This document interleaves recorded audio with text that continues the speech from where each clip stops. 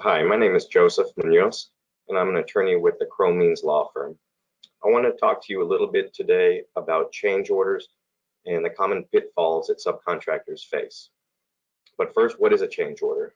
Well, a change order is a written agreement between the parties that identifies either the removal or the addition of work to what you originally agreed to for the scope of work in the contract.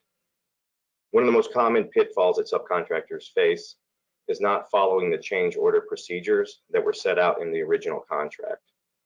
Most construction contracts contemplate that change orders are going to arise, and they set out very specific guidelines or procedures that subcontractors must follow to properly submit a change order.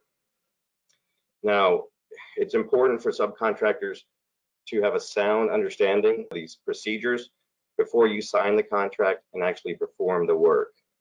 Otherwise, you run the risk of either the GC or the owner refusing to pay because the guidelines weren't followed. Another common pitfall that subcontractors face is not getting the change order in writing. Now, I know that these change orders or issues happen on the fly at the work site, and there's a lot of discussions and agreements made just verbally. That's fine, but what I suggest is subcontractors follow up with something in writing, detailing what they discussed, the work that was agreed to in detail, the costs associated with this additional work, and any change to the timetable for completion.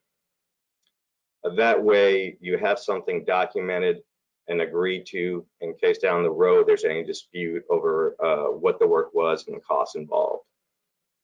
And lastly, one of the common pitfalls is determining if the work is considered additional work or within the scope of work that was originally agreed to. For a more in-depth discussion on change orders and how to protect yourself, join us on June 24th at 12 p.m. We'll be hosting a webinar and talk about these issues and more issues concerning change orders and how to protect yourself going forward. Thank you.